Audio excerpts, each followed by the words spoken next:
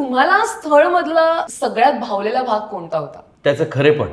Cinema पाहताना आपण प्रेक्षक म्हणून जेव्हा पाहतो तेव्हा आपल्याला जर असं वाटलं की आपण सिनेमा पाहतोय तर तो सिनेमा यशस्वी नाही असं मला वाटतं. आता मी इतकी वर्ष इंडस्ट्रीमध्ये आहे. माझा सिनेमा पाहताना लोकांना माहिती आहे की सचिन या पिक्चरमध्ये काम करतोय, ह्याचं खरं नाव सचिन आहे हे लोकांना माहीत असून सुद्धा सिनेमा पाहताना ते बिलीव्ह करतात की ह्याचं नाव वॅकी आहे. कळलं तुला? राईट.